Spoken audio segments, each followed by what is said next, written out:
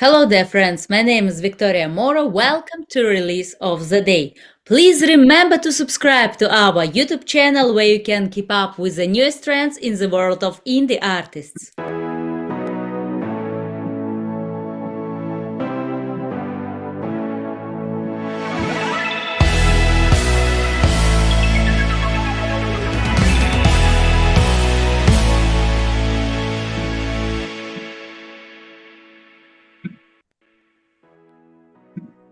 Hello there, friends. I'm so happy to be here with you. Join us tonight, a very interesting band. Not one musician, just 3 musicians here. Hello. Hello. How are you doing? Fantastic. Good. How are you? Great. Always great when it's interview with nice people, you know. Shucks. Always. And are you ready to begin? I'd say so. Yeah. Great. Let's have a chat. And first of all, please introduce yourself. What's your name and where are you from? I'm Go ahead, Lisa. I'm Lisa Hamilton. I'm from Wisconsin in the US, and we are Fermata Caesura as a band. Go ahead, Tillman. My name's Tillman Benham. I'm from Baltimore, Maryland, in the U.S. And my name's Eli August, originally from Chicago, Illinois, then lived in Wisconsin, and now in Pennsylvania. So You were in Maryland too? Yeah, in Maryland. How did I leave Maryland? Only lived there for a decade. Yeah. You have quite huge geography. It's about 800 miles between Tillman and myself and Lisa. So And how it is to create your music when you look so far away from each other? How to create the music? Well, it's a process. So it usually starts with Eli, actually. You always come up with the chords and a melody and lyrics and all that kind of stuff. So what's your process for that, Eli? It's different. It's just like cooking a meal. Sometimes you get to the end result a different way. You start with just randomly picking a key or a subject matter or what's happening in your life. Create the song, and then since we're so far apart, through 21st century, just send the files to Tillman or send them to Lisa. And sometimes we recorded our last album. We were never Lisa and Tillman and I were never in the same place all at once. So we just sent the files across, 800 miles. And then sometimes we get lucky and we do fly to one another and then record in the same studio at the same time. Wow. Wow. Yeah. And then our producers in the 2 different studios communicate with each other too, and they send stems to each other. And then now working with a label in the UK, now we're also working sending them files too. Across so it's the pond, become a very so to speak. elaborate process. Some stuff has been recorded in Pennsylvania, sent to Wisconsin 800 miles west, and then sent to the UK to be mixed. Yeah. So it's actually gone pretty smoothly considering all the files going back and forth and communication, and we could attribute that to just really good engineers, producers that know what they're doing. Great team. Wow, fantastic. Really, really amazing. Very nice idea to move back and forth, but it's important to have a fantastic result, actually. And what is the genre of your music? Who wants to field that one? Oh yeah, That's always question. a tough question because we kind of span genres, but we usually put ourselves in like the chamber rock genre, or if we need to like throw ourselves into a broader genre, we will say like indie rock, or somebody called us dream pop. Or chamber dream pop. Recently, I heard. Just put a bunch of adjectives together. Yes. And make it. When people consider like genres, a lot of times you think of like, funk, and it's very defined, funk. There's your, hardcore punk rock, but I don't think we and it's not like we're pulling from all of those, but I think you guys can, if you differ, like, I think if we want to create music that's cinematic. What genre that is, does, you know, it's gonna fluctuate between song, but if it's kind of got that creating a movie for your ears quality to it, that's what we aim for most of the time. Always trying to tell a story. Whatever genres need to influence that to tell that story is what we're gonna lean towards. Nice, very nice. And now we talk about you in general, more privately. What is your favorite movie or TV series? Who first? Go ahead, Lisa. Oh, Okay. favorite movie? That's so hard. I have a hard time like picking favorites. I like so many different types of things. But last night I was talking to my husband about my favorite movie in the 90s, and it was Clueless.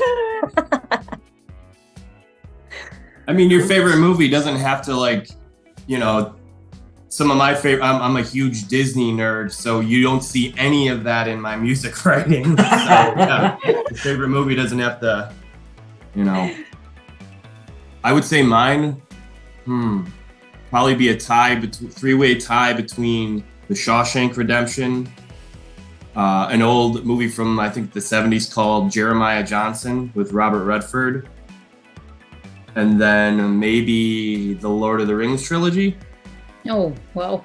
You know, it's a good movie adaptation of the book. So, how about you, Tillman? One that will always be at the top of my list is a Japanese film called Departures. I don't know if anyone's seen it. It did win an Oscar for Best Foreign Film years ago. But it starts off as being about a cellist, and then he ends up being getting into like ancient Japanese funerary rites and all that kind of stuff. And it's a very powerful film. I like it a lot. Okay, good. About movie, everything is understandable. Next question about books. What book would you recommend to read?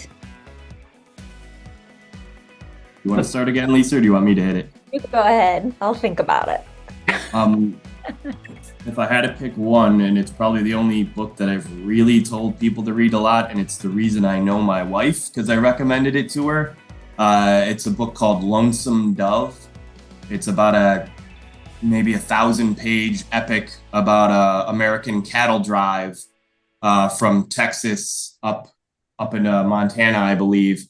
And it's such a compelling story that you're 200 pages into the book, and they haven't even left Texas for this, you know, epic journey, but you're still just so enthralled by all the character work, and it's just marvelous world building and storytelling. Wow. Tillman, how about you? You know, I might go with a classic on this one. And it's at the top of my head because they recently made an adaptation of it on Hulu, but Catch-22. Yeah. I was a big fan of that one. I'd have to say probably Bridge to Terabithia, and I know they did a movie on it, and I just had no desire to watch it, so I can't tell you if the movie was any good, but I remember reading that when I was younger, and I loved that book. Okay. And what's your motto in life? Wow. Whoa.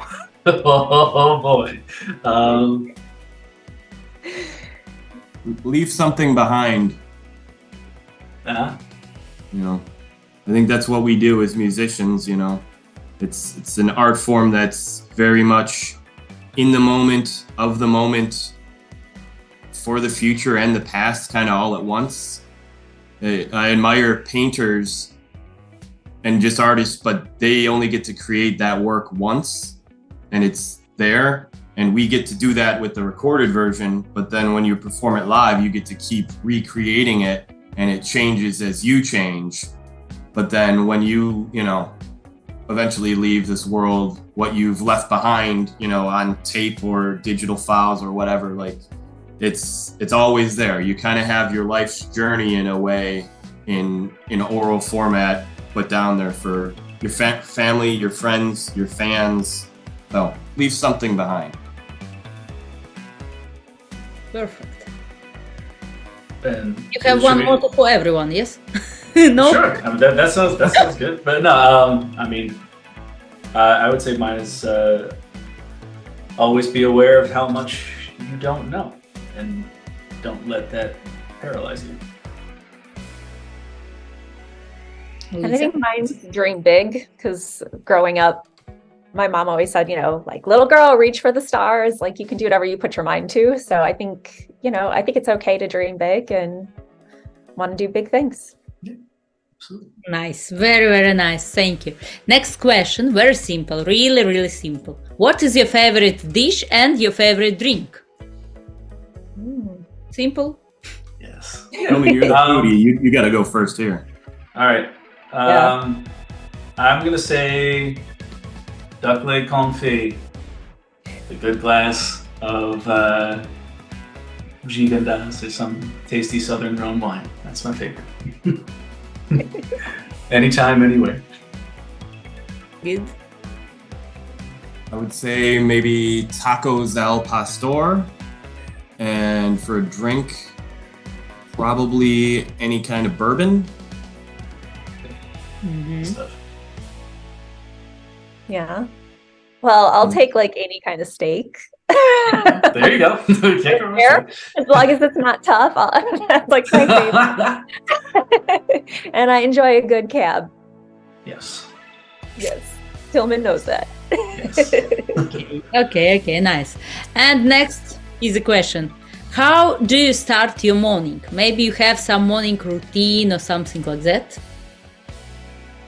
I have a 4.5-year-old daughter, so that routine is a routine, but anybody who has a kid knows that changes from a moment-to-moment basis. Wake up, make her breakfast, get coffee going, do what most people do now, stare at your phone a little bit, and then you shake yourself out of it and you're like, okay, I got to do some stuff. That would be probably it. Making breakfast for my family and just doing normal everyday stuff. Nothing exciting. No. I don't have much of a routine. But I mean, the one thing I always make sure I do is make coffee, especially for my lovely lady. She needs to make sure she wakes up and gets to work, so make sure that's ready. And then I just kind of think about what is the most pressing and thing that's causing me the most panic, so I usually just start doing that. For me, it's definitely, it's letting my dog out because he's the priority and he makes it known that he's the priority. And then I get to make some coffee, and probably first thing I open is work emails because I'm a workaholic. Wow. So going from my full-time job, and then I'll switch over to some Fermata Caesura business and look at our emails too. Good. Thank you. And next question. If you could have one superpower, which would you choose? Superpower? Yeah. This is actually a question, like when I worked at the restaurant, this is a question we would ask every new person. But I think mine would be just to be invisible. Invisible. Yeah, invisibility is always good.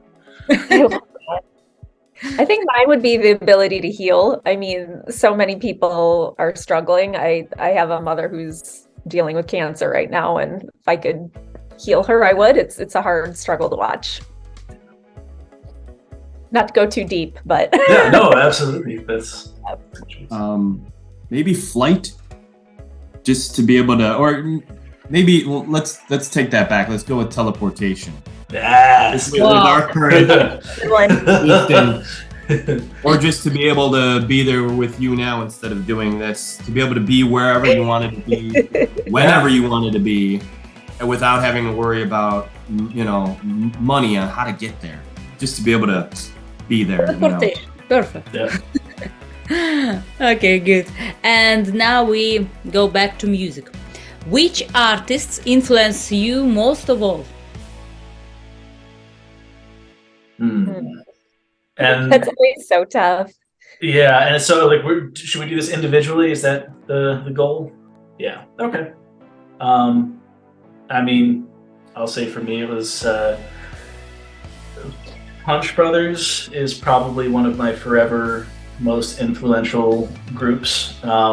after studying classically, like seeing someone take the idea of like neoclassical influence into bluegrass and just really push the limits of where any genre can go is like what the Punch Brothers represent to me. And Yo-Yo Ma and Jacqueline Dupre would probably be my two like main cellists that kind of I always really look up to. Yo-Yo Ma for his versatility and his outreach, and Jacqueline Dupre just because she's the reason why I wanted to start playing the cello in the first place. Mm-hmm. So that's my story, and I'm sticking to it. For me, I think it's Sarah McLachlan. I listened to her like, as a teen, and then I've never stopped listening to her. Her vocal range is insanity. I've seen her live a couple times, and she did one of her shows she did with like the Milwaukee Symphony Orchestra, and that was just incredible because obviously I love string instruments, and she's just such a talented vocalist and musician. So I'd say that she's influenced me the most. Nice. I'm going to be the weirdo that always goes with non-musical influences. I would say probably the three I always throw out there is Edgar Allan Poe, Robert Frost, and maybe William Faulkner. Because I came from a writing crummy high school poetry as a youngster before I ever learned how to play the guitar, and all the musicians that I used to like, I wouldn't say I was influenced by them, because a lot of times I would listen to the playing and go, I can't ever do that. I'm not going to be that good. And I always leaned so heavily into the lyrics that the lyrics inform the music. So more from a literary and poetic standpoint would be where I'd be influenced. Nice. And next question. Which of the new artists from 2020, for example, is more interesting for you? Hard. Mm-hmm. I know. Mm-hmm. I honestly don't really listen to music much or anything modern. I still find it interesting, some of the things that Dolly Parton is doing. Not even necessarily with her music, but because of her music. She's a great example of what you can do with success. She owns an amusement park. She has a charity where I believe it's any kid under 5 years old. Your parents can write to her and they'll send you free children's books. Just doesn't matter your economic status, she'll send you free children's books. There was wildfires in her hometown a couple years ago, and I think she donated like $6 million. Just the things that she's done because of her success and how she's changed yet stayed kind of honest and the same. I still look back to her, currently what she's doing. She is the queen. I always call her the queen. But she inspires so many of today's new artists too. I mean, yeah, it's incredible. Yeah, it's true. It's very true. Yeah. Do you want to go next, or you want me to? If you are actually looking at like very new artists, like I think I'm not really necessarily listening to them, but I'm kind of watching what they're doing, and I think it's kind of cool that like Olivia Rodrigo and like Willow Smith, they're kind of doing more, leaning more into the rock influence, because I feel like rock has kind of died off in the mainstream, so it's kind of nice to see people with mainstream influence kind of going more that direction. Yeah, absolutely. I don't think she's a new. I don't think she came on the scene in 2020, but I believe she released a new album. Aurora is someone that like kind of really got my attention, because like at first I was in tune with her like acoustic approach. I think everyone tended to listen to her more like produced versions of the songs, but absolutely great vocalist. And like when she released that new album, it was really fascinating to see all the stylistic growth and really multi-genre and like sampling stuff and all kinds of interesting techniques that she's bringing into a more like modern pop type of feel kind of made me connect Fermata and her in that way. So that was really cool. Okay, you find the answer for my question. Fantastic. Yes.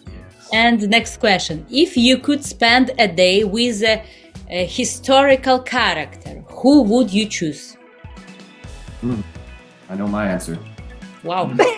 So, I mean, I hate to be so crushingly American. Mark Twain, Samuel Clemens, another person that, to leave something behind, their work still resonates with our culture. It's so relevant. A lot of music and writing, is ephemeral and it disappears. It's pulp. It's there for, the moment and then gone. And his stuff it still lives on. It's still enjoyable on many levels. So, and just his life, he had a very trying life at times and had great highs and great lows, and managed to, make it through, and was also probably a person that you'd love to spend one afternoon with, but probably not two. If he was probably a very strong personality that, one afternoon would be enough. Yeah. Good. I would probably choose Johann Sebastian Bach.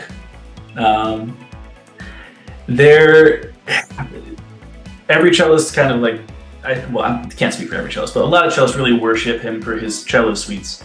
And as I've kind of been expanding my genres as a musician that I play in, you just see how much of all music you can see in a lot of Bach's. He's a very, very ahead of his time composer.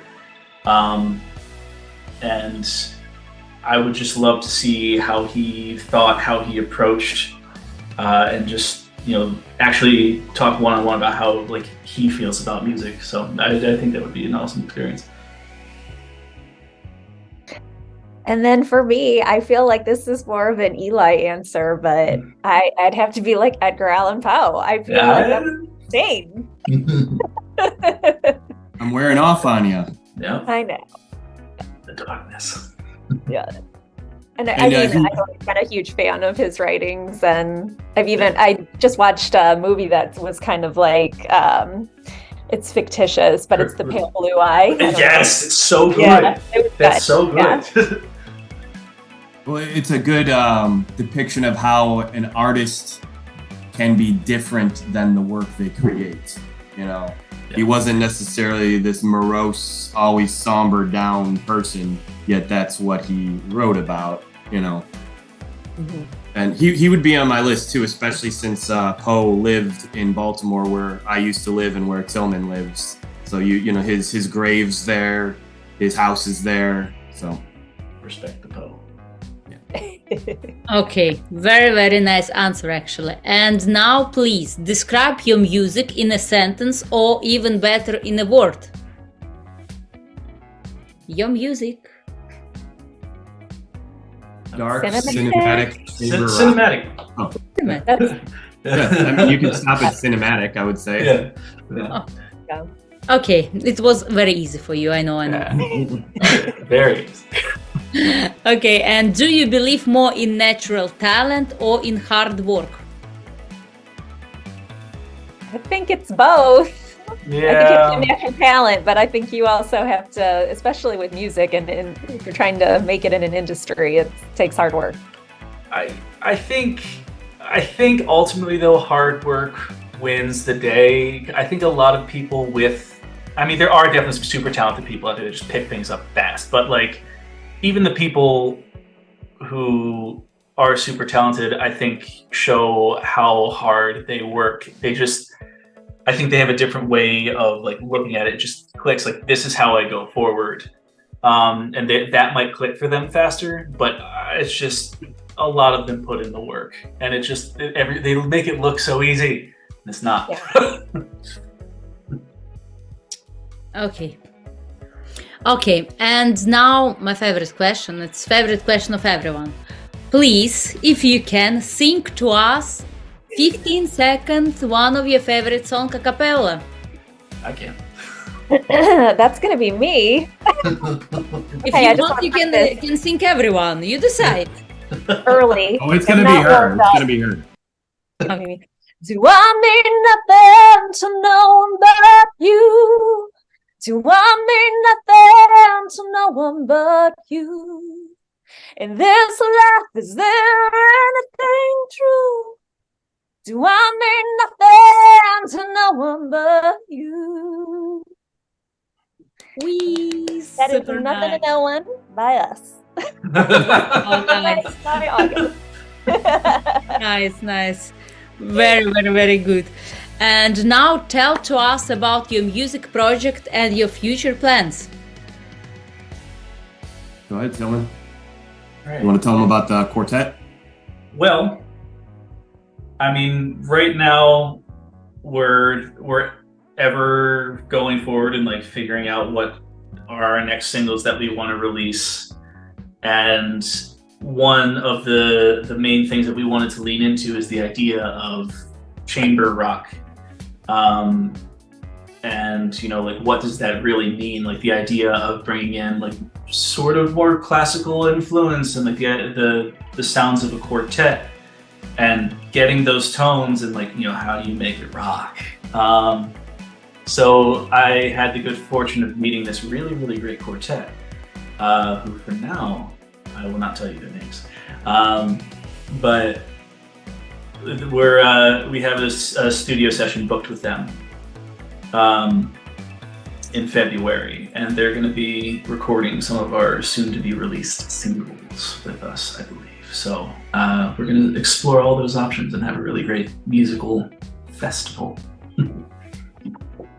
I think But too. Release oh, a yeah, single called Desperate Bodies to all streaming. So that's There is that too. that That's is coming also up. happening next week. Yes.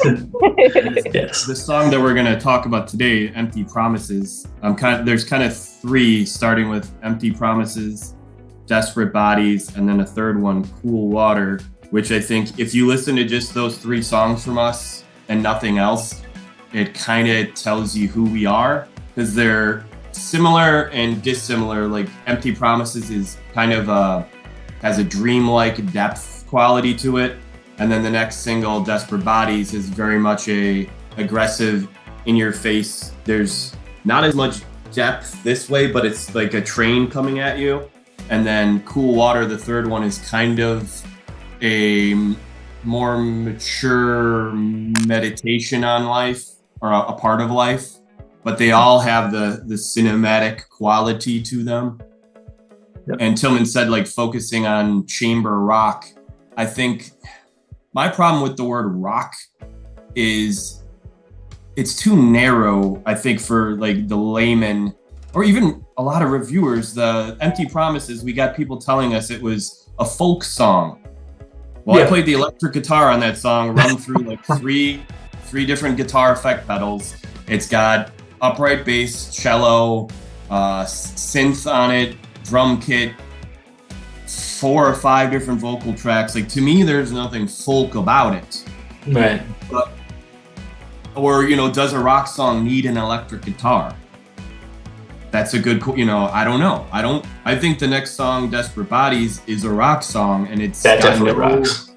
It's got no electric instruments on it. No. You know, so. Yeah. Nice. Yeah. Very nice. And please let our audience know where they can listen to your music, which platforms you can be found on. Maybe you have website and everything. Currently, we're only available on 8-track. No, yeah, right. No. Spotify, Apple Music, Amazon Music, Tidal, Deezer. Yeah, anywhere really stream. We're there. Bandcamp as well. Bandcamp, yep. YouTube. You can follow us on TikTok, Facebook, Instagram. We're there too. In all social networks, actually. Yes. Except for Twitter. We don't do Twitter. I think that's true. That's true. You really dropped the ball there. Not Twitter, okay, but everywhere. Yeah.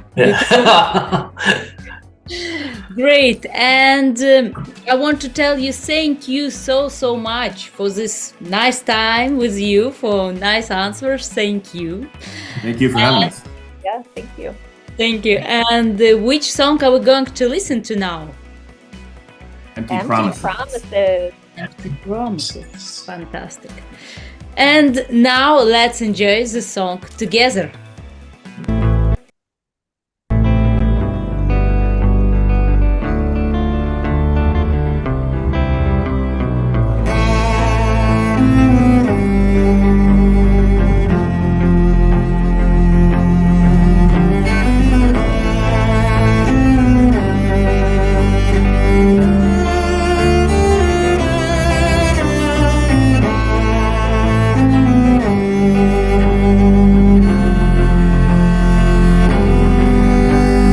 Lost in the expanse of time. No, you won't ever be mine. Caught in the grip of thine eyes, they're hypnotic. Oh, when they lay me to rest, place lilacs and sage on my breast. Are we ever more than when we began? Empty promises. Empty promises. Empty promises. Empty promises. Empty promises.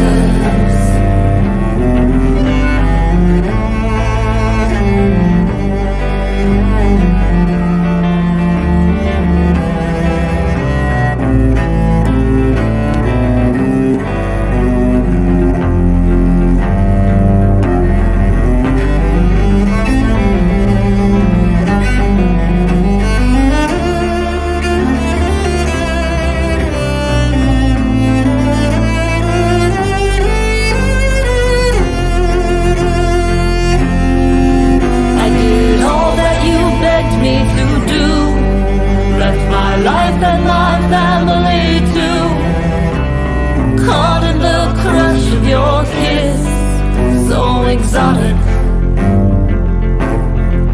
I was desperate and dissolute. I gave over my soul to see you, but the bourbon took all that was left me rotting. Empty promises. Empty promises. Empty promises. Empty promises.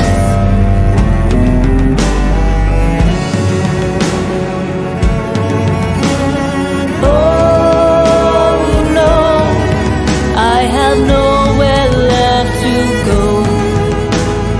You couldn't give, and I